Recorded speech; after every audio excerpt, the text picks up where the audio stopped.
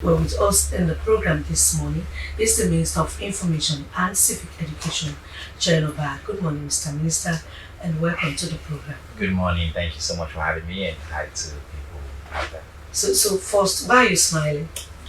Because you said constructive consultations, you sounded like a politician. This was not a constructive consultation. It ended up being constructive, but it was a strike. It's okay. We can name it a strike. I'm content with that. I'm an activist. I wish you had done it in a different way, but it was a strike. The station was off. People were out there protesting. That's okay.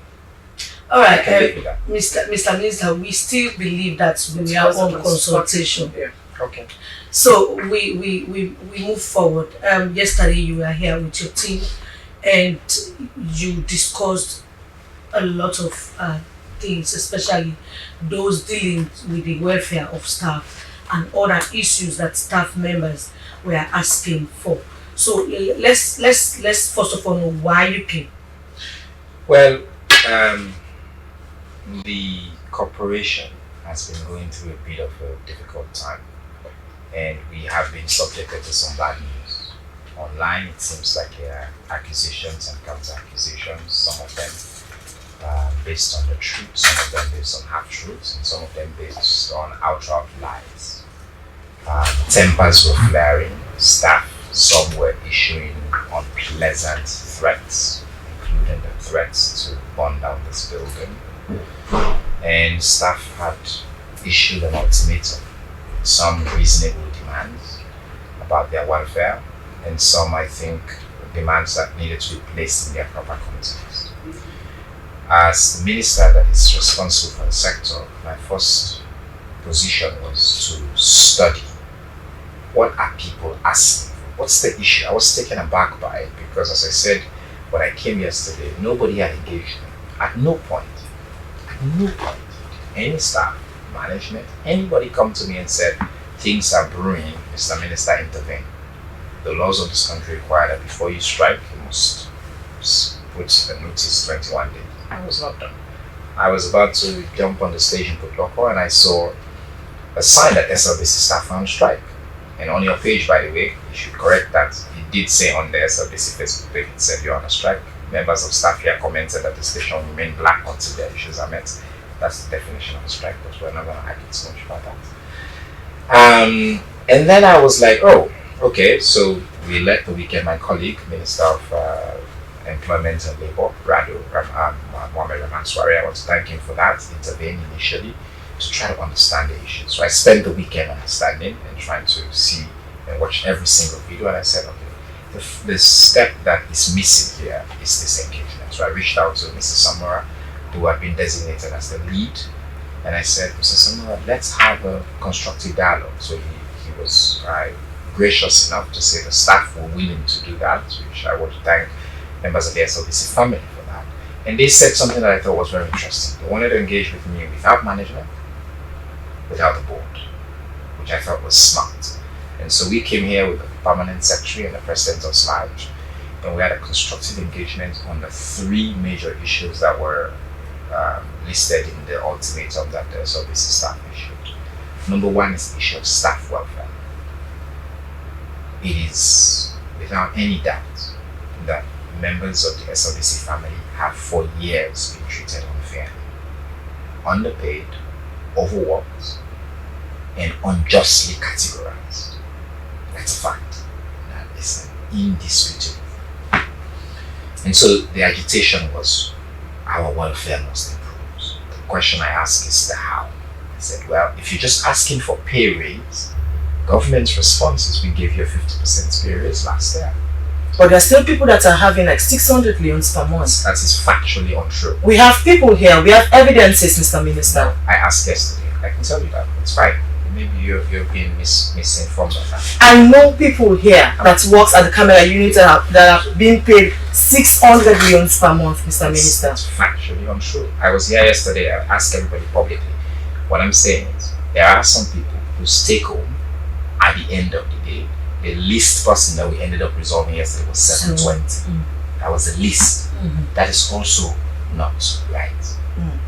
But people were being paid below the minimum wage before.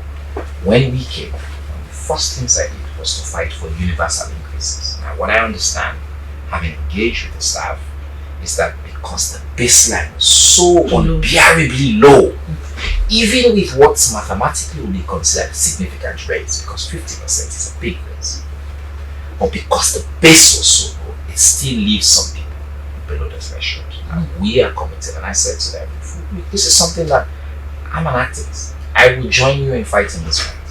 We're going to fight, but let nobody misrepresent the fact.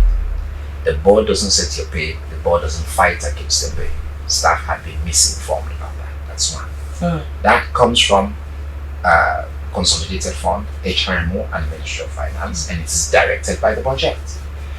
Staff had been misinformed that, if we don't tell say by January pay will change. That was a lie. That was a blatant lie. It's not possible, because that's only possible after it's been reflected in the budget, which comes to our ministry. That was not in the works, but staff had been misrepresented. So it's important that we lay those facts. And I said, the issue here is no longer pay raise. It's about pay equity and categorization. That's the issue here. Because if you are university degree holders, some of you have multiple degrees, and you're still categorized as grade 2, that's unjust. When Samura mentioned that to me yesterday, my heart sank. That's not what is supposed to happen. That's not what President Bill wants for this institution. Somewhere along the line, something has gone wrong, and it has remained like that. And in fact, I've understood that successive management have continued to bring in people and pay them higher, whereas staff that have the legacy knowledge and resources here are kept below. You don't need to strike for that. That's something that we can engage on and we will fight together for, as long as when I'm here. So I'm saying on the staff welfare issue, we agreed, we create a line of communication between the staff and myself directly. We agreed, but for me to act on that, for example, there's a lot of misinformation out there. And because sometimes it's to trigger tempers, people say things that are not factually true. For me to act on that, I need one thing. And this was in the DG's 100-day plan. When I first met with her, one of the things I asked her to do a staff audit. We need to know everybody that's here, how much they're paid, what's their minimum and maximum qualification, how long they have worked here, and what's their current grade. Because that's the information that I'm going to use to go to HRMO, to go to Cabinet, to go to Ministry of Finance, so I can work from a position. That's why I said nobody ever came to me. So I should work from a position. So I was saying on radio just now, me, I'm half Mendy. In Mendy, we say, if you ask me to help you, we lift the load, we put it on your head, not on my head. Some of the work has to be done by management to get the foundational work done. And then we'll take it. I can assure you, and I committed to staff yesterday, I will not work on it tomorrow. If it comes to me today, I will take my own 2 feet and go straight to HRMO and start the conversation. Mr. And I'm Minister, committed to taking it as well to Cabinet. Mr. Minister, I'm quite sure you are aware of the SLBC issue. It has been a long-term issue. Even your predecessor was here many times back, and they were still discussing the SLBC issue. So when you assume Minister, are you telling us that you are not aware about the SLBC issue? No, I said just last year, when the administration was pay raise, we gave 50% pay raise. There are a lot of issues against the apart from salary increment. No, look, every institution in Sierra Leone has issues. The Ministry of Information has issues. We don't have a single directorate. We currently are supposed to have 5 directorates functioning. I have not a single director. I have no staff in the ministry. What we're doing there is a miracle. We've asked HRMO PSC to hire our staff. We've advertised. We're still waiting. We should have 5 directorates. We only have 1 acting director currently. Our staff size, they have approved 100 new additional staff. We still don't have it.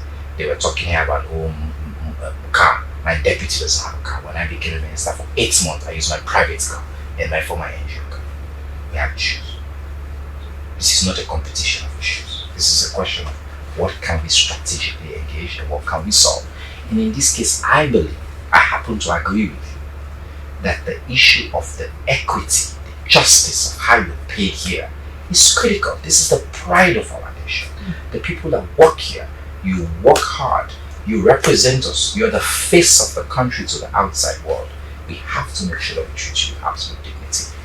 Nobody needs to convince me of that. Nobody needs to protest against me or against the board for that. this is something we can work on. That's the point of strategic engagement. But there were two other issues on the protest list. Number 2 was the so-called release of the ACC report. And I asked this that you want to look at the past or you want to look at the present? It's important. But ACC's report is ACC's proprietary, not mine. So I don't know why you're including that in your list of demands. ACC reports are not often public. ACC has done many reports. They have investigated many things. What they do is at the end they issue a summary conclusion with a press statement. You're not entitled to the ACC report. This is a confidential document. I said, yes, I've seen it because I'm the minister. But when they gave it to me, they slammed at the top of it, confidential, do not share. So I said very clearly, if I violate that, when I take an oath as minister, as member of cabinet, I take an oath to respect secrecy laws. If I take that report now with the rights back, clearly confidential, I give to you, I will have violated the laws. I can lose my job for that. So I said to them, it's okay. If you want to see the report, you can. There are ways to do that. You can write to ACC. Again, you don't need to protest for that. You can use freedom of information laws, and ACC can say, this is the reason why we're not giving you the report, but we can give you this. And I can make clear to you what the recommendations were. Okay. It is clear that SLBC for years has been badly run. There's been mismanagement here. It was clear. I came here, I suspended the entire management. So, Mr. Minister, it's not like you want the report, it's to see the same thing that was what we just acted on. His Excellency changed the entire leadership. So the same people are here. So the staff, members of staff are of the opinion that these people who were part of the whatever named, who were named, who the recommendation. You had a meeting with us. You had a meeting with us. Anybody. You had a meeting with us. Okay, we've had other people naming people here. Yeah. We've had names, and we know we have not seen the report, but we heard of names and we know them. They are still working with us here, and staff members are of the opinion that with these people around, the same issue is just going around, and that is what is haunting the SLBC. But don't you think so? The staff won't get a different outcome by seeing them. That's what I was asking. What do you want? You don't hire and fire. If you see a report that says this person was involved in the bad management and financial misappropriation, that doesn't mean you have the power to change it. So what is the role of the ministry in that? That's the role of the Act. See, the Act is where the problem was. When I came yesterday, it was clear to me. People have worked here 20 years and have never taken the time to read the Act. SLBC is a corporation owned by the Board of Trustees. It's not a board of directors, it's a board of trustees. They control the corporation. The Act says the corporation hires and fires. They have the power to do that. The DG acts at the behest of the board of trustees. The DG reports to and is supervised by. It's not just an oversight. It's supervised by the board. The board can hire and fire all of you here by the Act. I didn't write the Act. It was 2010. I was not even yet close to coming into this position. It's been like that. It was written for a very specific era, coming out of the war, thinking about Britain and public broadcasting institutions and the way they were structured. That's the foundational problem. The issues you're having, that's the third point that was in your demand. They say, oh, fire the board. I said, you don't even understand how the board is constructed. The board is not a corporate board. We didn't wake up one morning and just put 6 people here that we can just fire. If you fire the board, you can lead to a constitutional crisis. Why? Because the SLBC board, by the Act, can only be constituted by statutory representation. We go to bar association, we say, they give one person. It was a struggle to get them to give us one person, but that's what the Act says. Saddle Institution of Engineers, they give us one person. We go to Council of Primary Chiefs. So you want President Bill to wake up one morning and just say, I fired all these people. So I said the problem with your demand is you have not read the Act. What you should do, the first stage we should do is to say, okay. I said, if there's a problem, let's focus on solving the problem. Don't throw the baby out with the bathwater. So you're having challenges with the board. The Act helps us. It says, for example, on things like fees and remunerations and money with the board, that's where the minister has power. The board has the power to set its own fees. but to be approved by the minister. So if they set a fee and I can come in and say, that's the relationship I should have with the DG, we can change things. We can now say to the board these kinds of things. But this was the problem, that we did not know what was in the act. So what I did yesterday was to bring, I think, 20, 30 copies of the act and 30 copies of the summary of the act, because some of it is a bit convoluted language, and I distributed it around. And when staff read it, I think there was a bit of a eureka moment where everybody was like, maybe we've approached this a little bit different. And that's why I took my time before coming here to understand what is the problem, so we're all on the same page. The DG works for the board. That's your boss. I'm being very clear on that. The DG works for the board, not even for me. She works for the board. So if your boss tells you do something, you don't look at your boss in the face and say, no, I need to do that. That's what you do happen inside. You find a way, what's the counterpoints to your boss for you to now get to what you need to do. So some of the tensions, we're going to resolve them.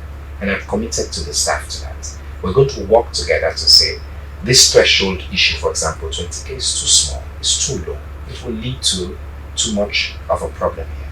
But there has to be controls as well. The DG can need a car, but the DG does not have the right to use the corporation's money without approval from the board. That's what the Act says. If she uses that corporation money to go and rent a car, she should seek approval from the board. If she needs to travel, like when I want to travel, as minister, I still go to finance, I need to get concurrence. His Excellency the President has to give me executive clearance for me to travel. Even if a partner, let's say UNDP, is paying for me to travel for a trip, I cannot just go without the express approval of His Excellency. So the board, the DG has to go through the same thing. So it's just a question. That's why I said yesterday, nobody's wrong, nobody's right. What has happened here is misunderstanding. We have not read the act that governs all of us. Good fences make for good neighbors. We don't need to be friends. But if the lines are drawn, everybody knows I'm power attack beside it. Everybody does. So Mr. Minister, in all of this, you are the supervisory ministry. Correct. And you are which the act specifically is the only act of all the 8 institutions under me. It's the only act that says it prohibits me from interfering. The act politically. No. It says the minister is prohibited from interfering. It's there. So that is why I say to people, when I first came here and I went to set aside the management, remember when I suspended the management, I got a lot of flack that I had violated the act. So I went and studied that act, my sister. And I decided, and the reason why I sought executive clearance to do what I did then is because there was no board, because the tenure of the board had expired and we were in the interim period. So I basically assumed the power of the board, which I can justify. But as long as there's a board, keep in mind the board is approved by His Excellency, is appointed by His Excellency, approved by Parliament, same way as the DG. So they both have extensive powers. So where their powers are going to be limited now is what the Act says. Who say you tap, who say you do. Where you have an issue, you don't. You come to so Mr. Minister, in as much as the Act is saying that you should not interfere into the affairs of the SLBC, but even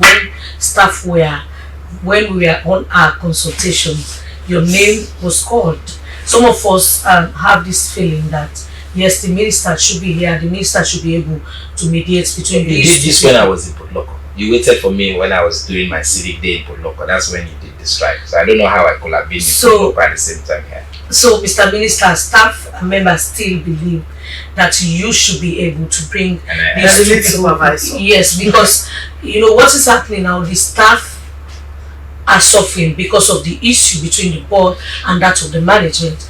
In Creole they say where 2 elephants fed the grass. I want to bring it. I want pull up an elephant. I want to say where mama and papa live. And the beginning is over. That's why I started saying to the staff, your parents are fighting. It is not your job to start saying. Then they can pull papa in the house. Your job should be, let's make peace between mama and papa. The board and management are like your parents. Yeah. You are the kids in this fight. So Mr. Minister, have you in any way engaged the board before this? Because it has been just the staff members and that of the management, because again, some of the interviews granted by the chairperson of the board, A lot of is also allegations. another issue. In fact, it's like we are doing everything in public instead of doing it in house, which is very, very disgusting. It's bad for the reputation of the institution, and it's bad for all the parties involved. And I think this comes from, again, the mistakes were made in terms of how we engage with each other, and the fact that there's not been enough frank, cordial, respectful engagement.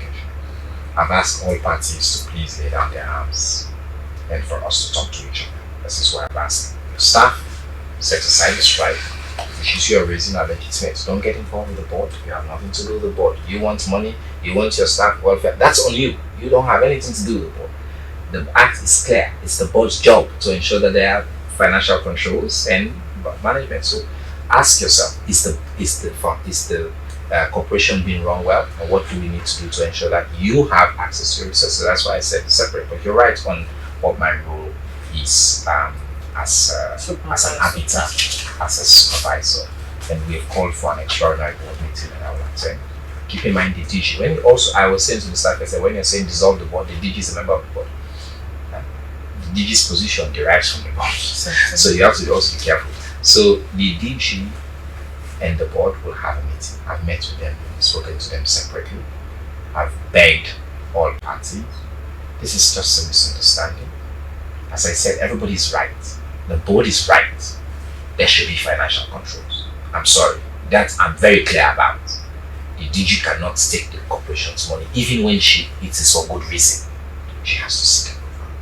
But the level of the approval and the freedom that they should give the DG is where we should find the balance. And we're going to find that balance. So we're going to have a meeting with the board today. In fact, we're going to sit down with the DG. We're going to find a way to bring this issue to a close. I've told them to stop all these insinuations. I've pleaded with you, the staff, to stop all this. By the way, you say my name was being mentioned. One issue that they kept mentioning our name was somehow that the ministry had taken equipment that was meant for SLBC and converted it to the ministry. Now, I don't like using religious rhetoric, but that is a lie from the pit of hell. It's a disgusting lie, wherever that came from. I said I have a reputation. I've worked in public office close to 30 years. I will never steal. I will never be corrupt. And God forbid, I will never take something that belongs to an agency that is supposed to convert into mine. They said, oh, ECOWAS being here. ECOWAS has never given any equipment to us that we converted. The Ministry of Information and Civic Education wrote a proposal to UNDP last year, at the start of last year, for us to convert Mediating conference. Remember when we came, we were doing our press conferences at the Ministry of Foreign Affairs. We were using SL Media cameras. We were then renting sound. We were renting cameras. We were renting mics, everything. And I said, how can a Ministry of Information rent every single thing you need for something that you do every week? That's a waste. So one of the things I did was to set in place a motion that in 1 year, everything we are outsourcing, we should own in-house. So today, I can proudly sit here and tell you, the Ministry of Information, despite all the problems I just told you, we have no directorate, we have no this, we have no that. We have a state-of-the-art sound system. We can now do indoor and outdoor program that's owned by the ministry, so government doesn't have to spend money on that every week. We have 5 state-of-the-art cameras that we can use to live video our events. We have our own mics and our own system. We have our own camera, and we have our own digital screens that we can use to also relay. And what we do with that, as soon as we got those, we reach out to SLBC. We were so excited to reach out to SLBC. We say, because when SLBC used to come, they used to complain that, oh, if they have multiple events, the one camera don't go under, the other good camera not there. So I told them, when you come to our events now, you don't need to bring cameras. We can call your technical operators to just come. We will give you feed, high quality feed, and we can work together. And that was used against us. Say, they don't get the camera there, we have from the SLBC, then you call me now for cam. You see, the first casualty in any misunderstanding, in any fight, is the truth. First, people use fake news to stir you up. They want to use our things, and people they want to use them for people they vex for me. I see you all the posts for me, all say, Mr. Minister, I'm disappointed in her. Okay, Mr. Moving forward, what would you want to say to staff of the SLBC with regards to this issue? Because many staff are saying they want the condition of service, and you refer to the other demands as unreasonable demands. In your state, when you started, we had reasonable demands and unreasonable demands. Yes. So for the reasonable demands, how soon will we get to see the changes in these areas that members of staff are actually calling for, because it's a long-term issue, as you stated? So I want to say to staff of SLBC, first of all, thank you for your service to this country, your patriotic sacrifice for years. The issues you have raised, especially around staff welfare. In fact, that's the issue I'm focused on. It's legitimate, it's reasonable, and I am outraged that this situation is what it is today. In me, you have a friend, an ally, a minister that will walk foot to foot, toe to toe with you to solve this problem. It's not about pay increase, because government, to be fair, gave a 50% pay increase last year. It's not small. 50% pay increase last year. This is about pay justice. It is about equity issue. It's about placing people in the levels where they're supposed to be. It's about grading system. That's a fight that I can assure you I will lead. We will change it. Mark my words. I don't have the power to do it on my own. I like to be clear on what I can do. I am guided by the law. I can push. I can table a paper to cabinet. I'm going to look at all options. I'm going to engage with HRM. I'm going to push for SLBC entire staffing system to be regraded. But it's also going to require some sacrifices on behalf of SLBC. If there are staff here who have just been here for 20 years, they can get 5 degrees, but they can't work in it, we'll get rid of that staff. We're going to work to do that. We'll make sure that when we redo this regrading system, it's based on performance, and that the people, the monkey the way they work, that the monkey they for it. So about the work. Okay, Mr. Minister, finally, maybe before we let you go, we are presenters. We are concerned about the output of what we do.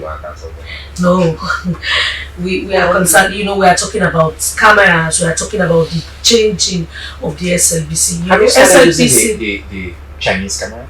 No, I think we are still well, that's a question for management. But as you can see, I came here and I received those cameras almost 2 months ago now or something. So maybe because the renovation is ongoing, we also want to see the cameras can be put here. You know what the minister can do as a minister. You know, before you leave, you must be proud if you can leave a legacy to say, yes, I actually changed the whole SLBC setting, especially when it comes to our studios. You know, we have been broadcasting on green screen, for heaven's sake. You know, we have little things that we can do to change that whole situation, but it's just not happening. We don't know how you can come in. We know this has nothing to do with our consultation anymore, but it has to do with the development of the SLBC and how our output could be improved. Look, I have said very and you spoke about digitalization yesterday. Correct. Maybe you need to throw light on it as well. I've said very publicly that my legacy is going to be tied a lot with what we do at SLBC. I'm committed to the things you just mentioned, green screen and all that. It's actually a shame. This is the oldest broadcaster in Sub-Saharan Africa. We must do better. President Bill was Minister of Information. In fact, he was the youngest. I like to call myself the youngest, but it's a technicality. He was Secretary of State for Information. Me, I'm Minister of Information because it was a military government. And he's committed to this institution. The work we did with the Chinese to get the equipment is in that direction, but there's a lot more that we need to do. You mentioned digitalization. We just started the study to get that done. I can assure you this is something, it's a very expensive process. President Bill is committed to. I've written proposals. We have the package ready. We've submitted to the Saudis. We've submitted to the Iranians. We're looking for the right partner. But first we needed to do the study. The study is ongoing. I can assure you now it's done. It's gone through procurement, finances approved. That's something that's in my control. So when I say to SLBC staff, I care about you, for me, that's my own power. That's what I can focus on. This building here.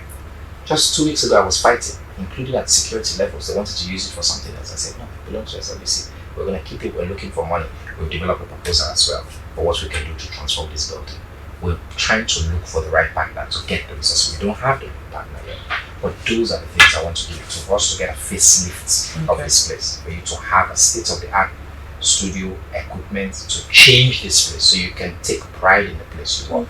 Because SLBC is not just for you, it's the lens through which kids and the world look at us necessarily. Thank you very much. He is Chair of Bar and he is Minister of Information and Civic Education. He has been talking to us about the issue between, well, I don't know how to say. You know, we had a consultation. And the We still insist it's a consultation. Yes, it is. Thank you very much, and we hope to get you back and wish you all the best, even as you plan to give a facelift to this institution.